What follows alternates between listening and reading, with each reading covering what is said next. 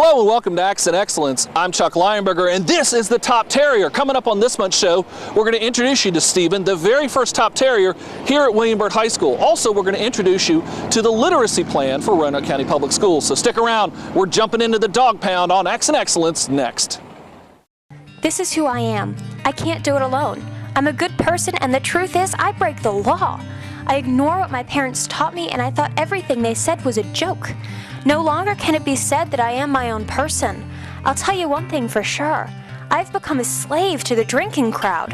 I refuse to accept that I can be confident in myself and be popular without beer or drugs. A person like me can easily be forgotten. But wait, what if that's all wrong? What if I don't have to be forgotten? A person like me can easily be popular without beer or drugs. I can be confident in myself, and I refuse to accept that I've become a slave to the drinking crowd. I'll tell you one thing for sure. I am my own person. No longer can it be said that I thought everything they said was a joke. I ignore what my parents taught me and I break the law. The truth is, I'm a good person. I can't do it alone. This is who I am.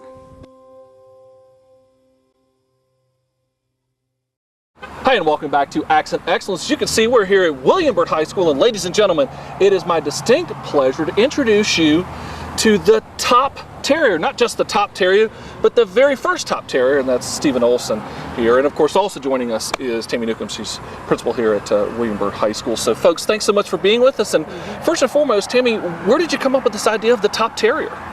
Well, I knew other schools had accolades for some of their students, and I knew we had wonderful students here and wanted to start our own tradition, and so we came up with the Top Terrier Award, and our faculty and staff nominated and awarded it to Stephen Olson this year. So kind of take me through that nomination process. How was a student, of course obviously it goes to a senior.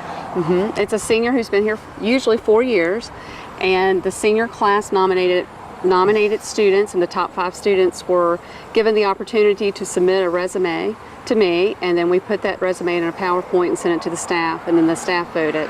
And so we took both the student vote and the staff vote, and the top winner became our Top Terrier. And of course that top winner is you, Stephen. Tell me what it's like, not just to be the Top Terrier, but the very first Top Terrier.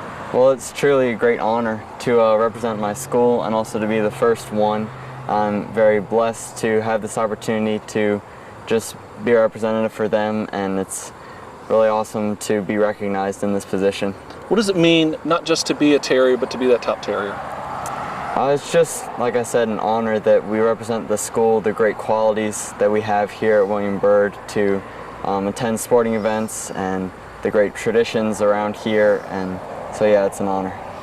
Tell me, tradition is a big part of this whole thing, and so you know, this is now a new tradition that is going to, of course, carry for years and years and years. Tell me about the importance of tradition at a high school. Well, tradition allows students to want to work for different things. You know, they want to be part of tradition. Some of the other traditions we have is the dog pound. We have Mr. Football that comes with William Byrd High School also. And with our Top Terrier, it's someone that we want all of our students to strive to be like. His character, his academics, his involvement in our school. He's not just a student, he's not just an athlete. Our Top Terrier needs to be someone who loves our school, who promotes terrier spirit, and also what we want all of our students to strive to be like. And the 5 students that we had nominated all were very good candidates. Yeah, I mentioned it was actually quite a difficult decision to make. It was. And to be a terrier, I think, is an honor, and our students do so well when they leave our school, and this type of recognition that goes to a student is the highest award that a student can get at William Byrd High School. Yeah, and as you said, this is very similar to some other accolades that we have. Cave Spring has the Knight, Glenver has the Highlander, and Hidden Valley has the Titan 12. So what is it like to kind of join that series of tradition that we're seeing all across Roanoke County? The other principals did help me in coming up with the criteria for our top terrier. I know Mr. Spangler at Cave Spring High School helped us come up with this. You know, he was a William Byrd staff member for some time, and his input was greatly appreciated in helping us create this award. Okay, so Stephen, we go back to a football game back in September, and you are announced to the crowd then as the Top Terrier. What was that like? It was really surreal just to have all the fans cheer for me and be recognized in front of them, to be a representative of my class and the qualities that we represent here at William Byrd High School. Tell me what you think that, moving forward for the next class, the juniors, the sophomores, the freshmen, as they're thinking about possibly becoming that next top Terrier, what would be your advice to them? Keep working. It's really true that your hard work, your good living, representing the school well will pay off, and you'll be recognized for it, and you'll be honored when you do receive that recognition. What are your hopes for this in the future? I hope it does inspire our students to want to work hard, both academically and civic oriented. I want our students to know it's more about the classroom, it's also about our community. All right, we also got to talk about the bone here. I mean, he's been holding the bone here. Tell me a little bit about this. Well, we want to decide what could we hand our terrier. We don't have the knight armor. We're not a Highlander. We are the terriers, and the terrier is a dog. So we got the large bone. It was an idea from our coach, Highfield's wife. And then our art teacher took it and she painted it and put it together. And Stephen will sign this at the end of the year for our, so that we can always know that he was our first one. And then Stephen will write a letter at the end of the year what it meant to be the top terrier. And then next year, the first day of school, when we recognize the next top terrier, that person will be handed that letter so they can continue the traditions that he will start as top terrier, and then it'll go from there on all the way through. So at this point, the planned future is that this is kind of a first day of school tradition as well. Yes, it will be. Well, it's an outstanding tradition, just one of the many great traditions that we have not only here at William Byrd High School, but all across Roanoke County. So again, Stephen, congratulations on being the very first top terrier. Tammy, congratulations to you on establishing another fine tradition here at William Byrd High School. And thank you guys so much. And folks, stay right there because more Accent Excellence is coming up. It is important for both restaurants and homeowners to help keep our waterways clean and safe. Never pour cooking oil or grease into sinks, parking lots, or streets. The oil and grease can enter our waterways through storm drains. Always try to recycle the oil and grease or put it into the trash. If you have a spill, clean it up by using a drying agent like cat litter. Never hose down spills. Keep dumpster and trash can lids closed. Restaurants should clean floor mats and garbage cans in a mop sink. It's easy to keep our waterways clean by doing the right thing. There's a myth out there that somebody who's using drugs is engaged in a selfish habit, that they're not hurting anybody, and I can say that's not true at all. Every drug user has somebody that they've hurt, that they've not been there for because they're under the influence, or they're using their time and money to obtain drugs. I see a lot of people in the probation office who steal from family members, steal from friends and businesses, so I can truly say that a drug addiction and drug habit hurts everybody. Hi, and welcome back to Accent Excellence. We're at the Roanoke County Public Schools Administration Building, and joining me is Joe Legault. He's the coordinator of English here at Roanoke County Public Schools. And Joe, we've got something that's fairly new for our schools, something we've been working on, though, for quite a while, and we're now kind of proud that we're able to launch this. It's all about the comprehensive literacy plan. Kind of explain to folks, what is the literacy plan, and then we'll kind of get into why it's so important. Well, Chuck, our comprehensive literacy plan really started, I think it was about 6 or 7 years ago when we started looking at vertically aligning what are we doing from kindergarten all the way to 12th grade to help our students with reading, comprehension, writing, that sort of thing. It has gone through several iterations. And about a year and a half ago, we did a rewrite of it that kind of put all the pieces together, pulled it together, and so that what we're looking at for literacy isn't so much an a la carte menu that teachers pull things from that they like these little strategies. It looks at the student as a whole and says, how do we move students from A to B, and continue their growth in literacy and able to meet their needs individually and on their level at what they can access. It is beyond important to get these students reading at a grade level early on, isn't it? Yes, it really is. And, reading is the tide that lifts all boats. I mean, if you can read and read well and comprehend, then that helps with all of your other subject areas. It's the anchor. It's what you have to have. And the being able to read well takes you out of particular socioeconomic circumstances, takes you out of, it kind of levels the playing field for everything and puts you on a trajectory to anything you want to accomplish. Well, and it's also kind of the foundation for so many of those subject areas. If a student is having difficulty in reading, they're going to have trouble understanding a science textbook or a history textbook. Yeah, that's exactly right. And the important thing that research has shown us over the years, and the reason that we've adopted the particular way of reading instruction that we have, is that students are at different levels at different times, both developmentally and in their background knowledge and all of those things. We now use good diagnostic tools to understand what their particular weakness or strength is, and that way we can meet them where they are in our small group guided reading instruction, and that's the focus of the plan. So kind of talk me through the plan. We've got one grade that we've pulled out here to use as an example. So let's kind of take a look at the different pieces that are available, and these are tools that are available for teachers to use.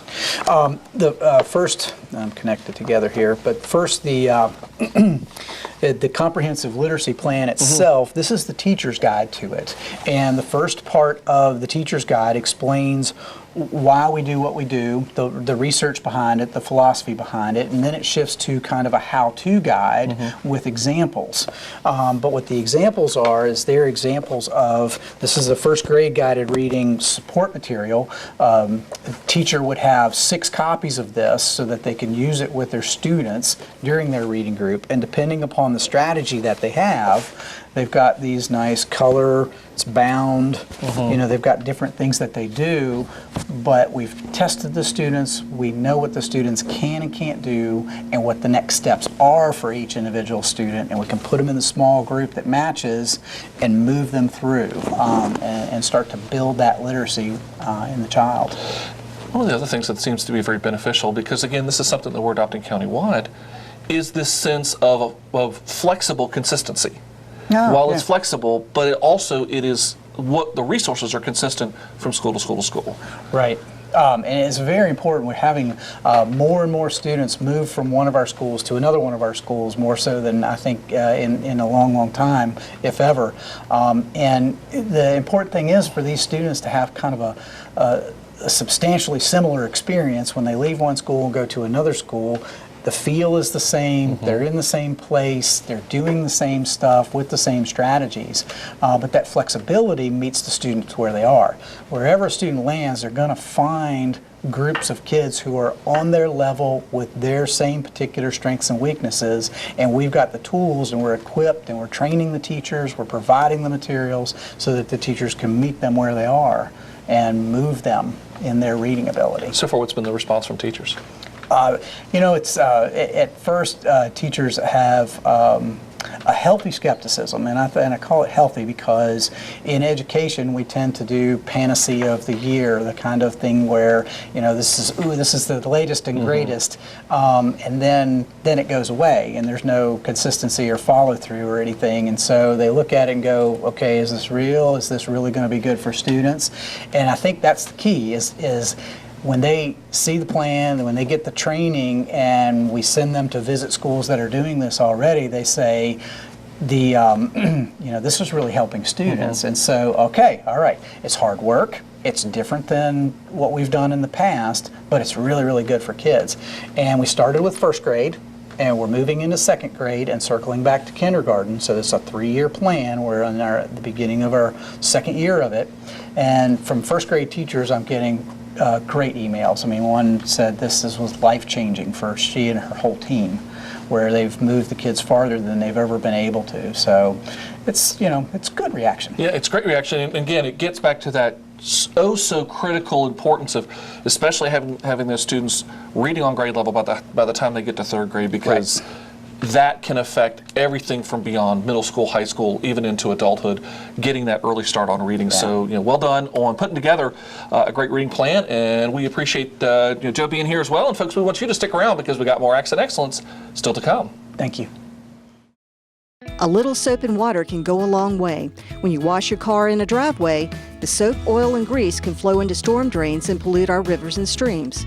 Always try to wash your car on the lawn. This will allow the water to soak into the ground. If you have to wash your car in a driveway, make sure the water drains onto your lawn and not a storm drain. Use a biodegradable soap. Dump your wash bucket in your sink or allow it to filter through the grass. It's easy to keep your car and our waterways clean by doing the right thing. In kindergarten, they ask you what you want to be when you grow up. And, the kid next to me raises his hand, he wants to be a doctor. So the other kid raises his hand, he wants to be a lawyer. I raised my hand, I wanted to be a baseball player. But there was nobody in that class that raised their hand and said, I want to be a drug addict. And, I couldn't control what I was doing at the time. And I left the field and I was just in tears. Hi, and welcome back to Accent Excellence. We're at Williamburg Middle School, and it's my pleasure to introduce Todd Kegels, who is the new principal here at Williamburg. And Mr. Kegels, we have a tradition here on Accent Excellence that new principals, we take the time to sit down and talk with them and introduce them to the families that are watching us. And so we thought we'd take some time to sit down with you and kind of learn more about you. And first of all, congratulations on becoming principal here at Williamburg Middle. Thank you. I'm glad to be here. So let's kind of start a little bit with your story. So when did you first join Roanoke County Public Schools and where? And take us up to your time with the school system to becoming principal now here at Williamburg Middle. I've been with Roanoke County about 23 years. I started out as a science teacher out at Hidden Valley Middle School, and I did that for 10 years. I was the head football coach out there, coached track out there. Then an opportunity came open here to come over and become the assistant principal under Steve Spangler, and I was here for about another 10 years or so, and then that brings us to today. So obviously Williamburg Middle is home to you, so it's just kind of moving from being assistant principal to principal. Yeah, that's exactly right, and I actually grew up right down the street, so this is home to me. That has to be a huge benefit. Having served in this school for, as you said, about a decade now, and moving from the assistant principal position into principal, you already are very familiar with everything that's going on here. Yeah, and this is a great community. I actually live here. I have children that go to school right here in our attendance district, and it's a great place to work, and it's a great community to be part of. It seems like it probably has been very beneficial also because you don't have to introduce yourself to the staff, get to know them. You already know them. So what were your thoughts as you became principal of, well, it's now my school and let's move forward? It's a double-edged sword to become principal at the place that you've been assistant principal for a long time. I know all of our strengths, I also know our weaknesses, and I was glad to have the opportunity to finally sort of take that leadership role and make sure that the kids in East County are getting a high-quality education. What do you think some of the experiences that you have had along the way, even going all the way back to your time at Hidden Valley Middle and coaching down there, what experiences do you think are going to help you now that you are principal? When I took the job as assistant principal, it was an eye-opener. I mean, you don't see the things as a teacher that you see as an administrator. And over those 13 years that I've been assistant principal here, I had the opportunity to work under some really good head principals. Mr. Spangler, now over at Cave Spring, Dr. Womack out in Botetourt now, and Ms. Newcomb over at Williamburg High School now. So I was able to learn a lot from them. And it's really been those experiences that have guided who I am as an instructional leader now.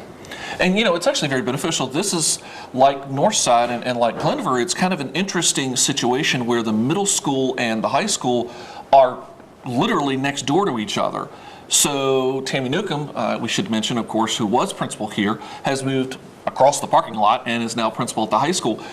It has to be very beneficial, though, to have that resource literally right down the road. There's no doubt. I've had a great relationship with Ms. Newcomb over the last 5 years that she's been here, and that facilitates the relationship between the middle school and the high school working together. And it's great to have her across the parking lot. Even in these first 4 weeks that I've been principal, I'm able to call her and say, hey, what do you think about this situation? And she's able to, offer me guidance based on her experience. So it's really an ideal situation. What are your thoughts? Of course, we're getting into the school year now, kind of getting settled into things. What are your expectations for staff, expectations for students, and even expectations for parents? My expectations for our staff are simply to work hard to make sure that the kids in East County get the highest quality education possible. I expect them to come every day and give everything that they have during the school day towards making that happen. And then in the evenings, I expect them to go home and relax and be with their families and be part of our communities all over the county. We have folks that live all over Roanoke County that come here to work. Our students, I hope that, I hope they're going to enjoy their middle school experience and they're going to grow as people and that we're going to build strong character. And then in terms of academic achievement, I want us to be, we're already one of the top divisions in the state, and I expect our kids, our part of the county, to help keep us there. Communicating, of course, with parents is an obvious importance. What are some of the things that you're doing to help make sure parents are involved? Not only here at Williamsburg Middle, but hopefully they're involved in their children's education wherever their students might be. Yeah, and that's one of the critical components to having a student who's successful, is to having parents that are involved. And it's difficult when you have a school of this size. Making sure that everybody's always aware of what's going on is a difficult thing to do. And I know you've been helpful. We utilize all of the electronic communications that we have. Parent Link is incredibly important to us. We use through Blackboard. We use that for communications about everything that's going on at the school, and we've got a real high percentage of our folks that are utilizing that. We have, of course, our website and newsletters and things of that nature, and I just take this opportunity to stress how important it is that middle school parents don't take this age as the time to step back as being part of their children's education.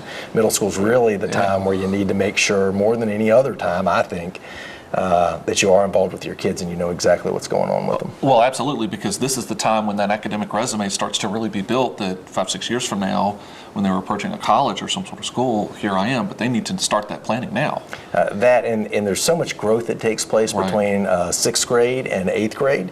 There's so many changes in friends, changes in study habits, all of those things. So it's real important that parents stay involved, and we want to do everything we can to facilitate that. We're thrilled to have you from assistant principal to now principal here at Williamsburg Middle School, ladies and gentlemen, Todd Kegels. So congratulations, and we look forward to so many great things here at Williamsburg Middle. And we also hope you're looking forward to many more great things, because they're coming up next on Accent Excellence.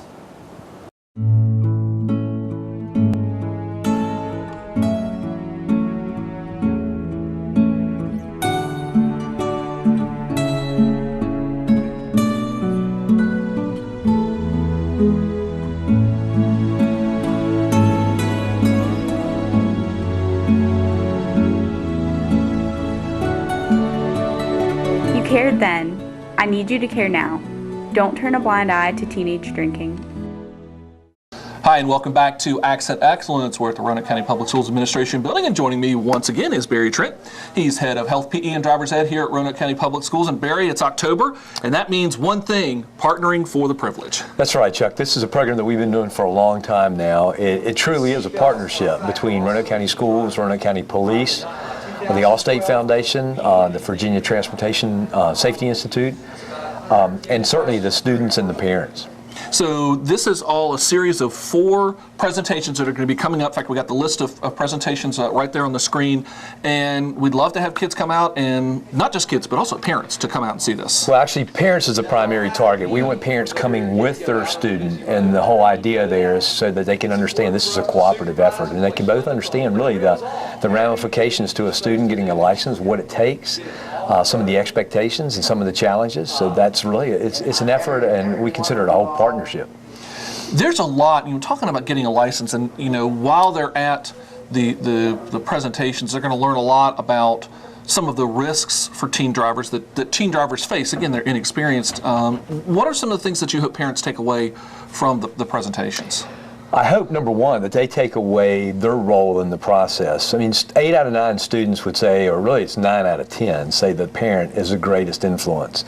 So we're hoping that they're taking that seriously, and then it's just not a step of let's get the license and turn it over, but it's an ongoing educational process. Even once they've gotten that license, that it's monitored, that there's some guidelines set and followed through. You talked about process, and the process of getting a teen to become licensed to drive is, as you said, much, much more than just hey, pass the written test, pass the driving test, and off you go. There's a whole lot to it. Yeah, well, I get more calls about that probably than anything else in relation to driver's ed. It's just the process, and that's governed by the Virginia Department of Motor Vehicles. In Virginia, when a student turns 15 and 6 months, they're eligible for their learner's permit. And they get that permit by going to the DMV and taking a test online. It's online at the DMV. On the computer, right. Right. Once they get that learner's, they have to hold it for 9 months. Now, the earliest, again, they can get it is 15 and 6 months. So the earliest they can get their regular license would be 16 and 3 months. During that time, during that 9 months, they have to complete 36 hours of classroom driver education.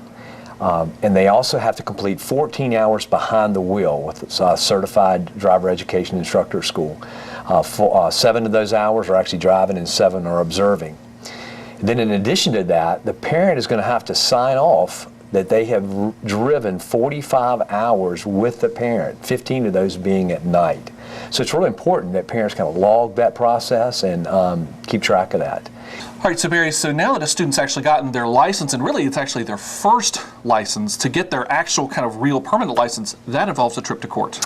It does. Sometime during that 180-day temporary licensing period, they'll get a postcard from the juvenile domestic court system to come to the court system in Roanoke County. It's actually in Salem.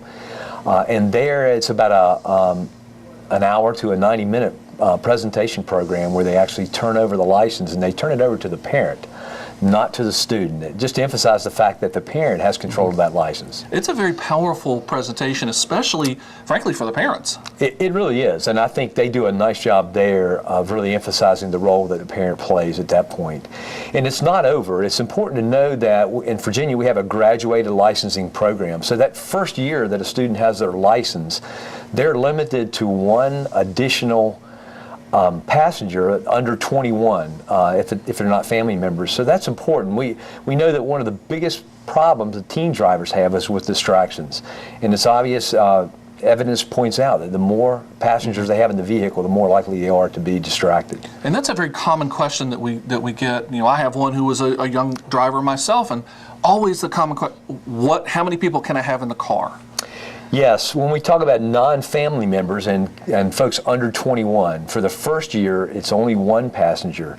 And then for the next 2 years, or until they reach 18, it cannot be more than 3, but even that comes with some stipulations. They have to be going to school functions or going to a job or something. It's just not open to as many kids as you want in the car there. Yeah, there's a lot of resources, and of course, you know, for more information, of course, you can go visit the DMV, talk to your driver's ed teacher, or give Barry a shout right here as well. Barry, thank you so much. A lot of great information, and again, we hope that parents, you come out to one of those 4 Partnering for the Privilege presentations all this month. And again, Barry, thanks so much for being with us, and folks, stay right there. More Accent Excellence is coming up. People who are using heroin are not the typical destitute, marginalized persons, homeless in our society. This is not the profile of the typical heroin user today. Today, the typical heroin user is your neighbor next door. It is the young person who's going to high school. It is the young professional, and it is a growing problem. I want to be accepted. I want to fit in. I want to be popular. I want to be invited to parties. I don't want to be invisible anymore. I want to be part of the in crowd. You think you have to drink to be in the in crowd, but giving in to peer pressure isn't going to get you anywhere. Be true to yourself to accomplish your big dreams. Well, Stephen, that's going to do it for this month's edition of Accent Excellence. If you'd like to learn more about Roanoke County Public Schools, be sure to check us out online, and don't forget to like us on Facebook and Twitter. I'm Chuck Lionberger. This is Stephen, the very first Top Terrier. Thanks for watching, and we'll see you next time.